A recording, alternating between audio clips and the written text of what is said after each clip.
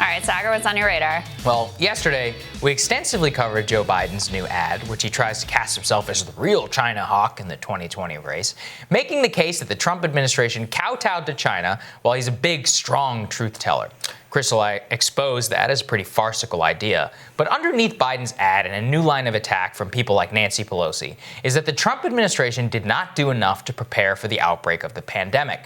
And I don't really disagree with that view. And if anyone wants, they can go back and they can check the record. I was calling for travel bans in early January and hammered Larry Kudlow on this show for claiming the virus was contained. Trump's early praise for the Chinese regime made me cringe. But it's also time for Nancy Pelosi, Joe Biden, and the media to stop pretending that they didn't bungle this thing far worse from the very start. As Dave Seminara points out in the Wall Street Journal, the media and Joe Biden had plenty of opportunities to talk about coronavirus in the early days. At the January 14th debate in Iowa, there was not a single question about coronavirus, nor an attempt by any participant to bring it up. Now, in fairness to them, that was the same day the Chinese government found out coronavirus would go pandemic, and they hid that fact from the world for another 6 days. But did they take the opportunity to talk about it in the next one? The answer is no. At the February 7th debate, Biden did not mention China once. The only candidate to even allude to coronavirus was Pete Buttigieg with a vague answer about global health security. Now, Biden did not directly address coronavirus in a national debate until February 25th. When he was directly asked about it by Gayle King, in which he refused to say whether he supported a travel ban on individuals who are infected with the virus, and he rambled on about Ebola. Let's relive that moment. We reached a turning point today with the CDC, warning schools that they must prepare, that they might have to close. Members of the Trump administration saying we don't have enough medical masks if necessary. What would you do? What we did with Ebola, I was part of making sure that pandemic did not get to the United States, saved millions of lives. And what we did, we set up, I helped set up that office in the presidency, in the president's office on diseases that are pandemic diseases. We increased the budget of the CDC. We increased the NIH budget. We should, if our president today, and he's wiped all that out, we did it. We stopped it. And the second thing I point out to you is that what I would do immediately is restore the funding. So Biden is now trying to cast himself as a coronavirus prophet, saying on Twitter that if the Trump administration had acted just 2 weeks earlier to encourage social distancing, that lives could have been saved. However, as Jerry Dunleavy points out, 2 weeks earlier than the White House acted was March 2nd, a day after which Biden proceeded to hold multiple campaign rallies. In fact, he held 6 campaign rallies after the very last recorded Trump rally on March 2nd. And I guess the only saving grace is that there weren't that many people at those Biden rallies.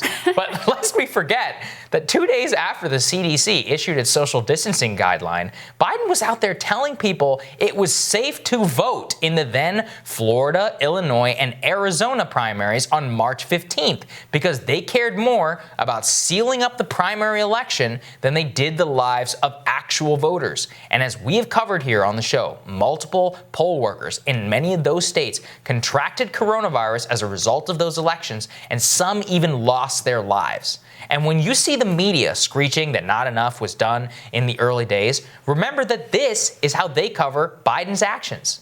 And 60% say they trust Dr. Anthony Fauci. That same poll also shows the apparent Democratic nominee, Joe Biden, up 7 points over the president, 49% to 42%. This is at this point, Joe, you know, what you see here is Joe Biden is careful with his words. You see some of the latest ads that have been rolled out, which are really strong, which show clearly that Joe Biden saw this coming. Right. He was writing about this in USA Today in January. He was concerned. Yeah. He saw it coming like a steamroller coming in the direction of the United States. He was concerned. Yeah. He called on the White House, the president, the administration to take it seriously. They did not. So this is plain and simple. So this is what I've been saying. Donald Trump needs to stop doing these. Yeah, like a steamroller. And as we covered on the show yesterday, Nancy Pelosi was just as bad, if not worse, when she encouraged San Franciscans to come to their Chinatown neighborhood on February 24th. Deal with it, but we do want to say to people, come to Chinatown. Here we are. we're, again, careful, safe, and come join us. Safe. She claimed later on Fox News Sunday this weekend she was going to do so to combat bias against Asian Americans. It's clear as day from her comments she was reflexively against the Trump administration travel ban on China, wanted to virtue signal as an ally, which involved majorly downplaying the threat of the virus. Her actions were directly against prevailing public health guidance at the time. And as for the media, well, when Trump was saying that the coronavirus was just like the flu, where do you think that idea came from? I present to you this collage. There were some real missed opportunities in early January and February, but the idea that Joe Biden, Nancy Pelosi, or the media were ahead of the problem is laughable, and it's their exact hypocrisy that Americans see through today when all sides are trying to gaslight you into thinking that they acted completely without fault.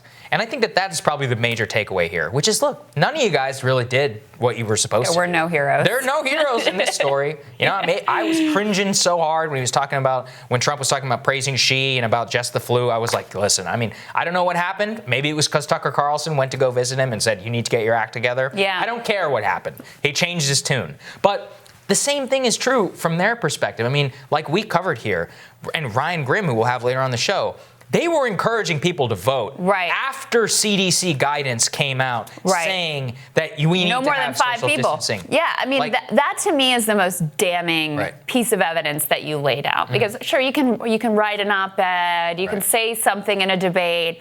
When you actually had some leadership ability to change the course of events, when you could have publicly come out and said, we should not be going forward with these primaries, and get the DNC on board and get them to put pressure, especially in a state like Illinois, where one of your allies is the governor, and instead you say, well, just use some, it's safe, if you don't have any symptoms, go ahead, let's go forward. Why? Because he wanted to hurry up and clinch the Democratic nomination before voters had any second thoughts about what was going on. It was a pure power play, just like in Wisconsin with Republicans. It was a pure power play. Shameful. And now 7 people have coronavirus. Oh, and by the way, he's got some revisionist history on that now. But in fact, Joe Biden was right there saying, oh, let's let the courts decide, the conservative-dominated courts decide what should happen in Wisconsin. It wasn't until after that election had happened on the day of when he said, my gut says that we shouldn't have had this. Oh, thank you very much. People have now died from coronavirus poll workers because your gut was saying otherwise when you wanted to claim power. To me, that's the most damning evidence. On the politics of it, though, I think I diverge from you a bit, which is that ultimately this election is not going to be so much about, whether Joe Biden called for these elections to go forward, et cetera. People are going to look at the president's response. And I think very much what happens right now is actually going to be the big determining factor. As you said, and as is totally true, and as we covered on the show, he was late to the game. And lives were lost because of that. I mean, that set us back, and there's no doubt about it. He was slow to ramp up with the National Defense Production Act so that we could get the ventilators. All of that are true failings. However, I think right now, the American public goes, okay, but he got his act together, and there's more aggressive response now, and it's working, and the infection rate is declining, and all of those things are moving in the right direction. However, if he pushes to open up too quickly, and we have a resurgence of this virus in the fall, the actions he takes now are very much going to determine what happens in the fall if we have another spike of this virus, and I think that is going to be the determining. It'll be far more damning. And I think anything he does from here on out will be far more damning to his reelection chances. What you always have to game out is, look, in terms of the past record, which is what the opponents would have to do is construct a narrative in which they're like, oh, he didn't act, and then he did this, and then, oh, everything fell apart. Then when people are really, you got to think about, Bush getting that memo on August, being Osama bin Laden plans massive attack on the United States, something like that. People are like, oh, how did you not know? So that's what you have to look for. And what you have to have is the moral authority for attack. And what we're laying out here is, look, the truth is, Every single institution that was tasked failed from this from the very beginning. And so when it becomes that, then it becomes a matter of personal preference. Then it becomes like, well, my guy failed a little bit less than yours, or my guy didn't do what your guy did, or Nancy Pelosi was in Chinatown, or Joe Biden was encouraging people to go vote. And whenever it comes into that, and we see this, right? Whenever it comes to moral authority of like, it's like when people when Joe Biden's like, let's get big money out of politics, and Priorities USA buys $10 million worth of ads. It's like, well, which one is it, right? And so when you have those types of things and you undercut your own moral authority, then it becomes a political game. And so I agree with you that the Trump administration's response will ultimately be the deciding factor. But when you look at the reason that Biden has a 26% trust rating on who will they trust on coronavirus, I think this is why. Well, because it's A, he's not in the spotlight. Right. B, he was not a leader on this from the beginning. It's a massive missed opportunity. I mean, can you think of what moral authority he would have if he actually had come out on this on January saying, you know, refund CDC, NIH, travel ban, all this stuff. And instead, basically played political game. He didn't get serious until he kicked Bernie Sanders out of the race. That's the truth. Yeah, right? He didn't get serious till it was convenient for him to get serious. That is the truth. And everyone can see that. And he had an advantage having, frankly, you know, having been involved with the Ebola response and having Ron Clay on your team. I mean, you've seen this play out. You know it's important. You know where things, you have been in the rooms where these models have been laid down and what exactly a pandemic looks like and the type of damage it could do. So we had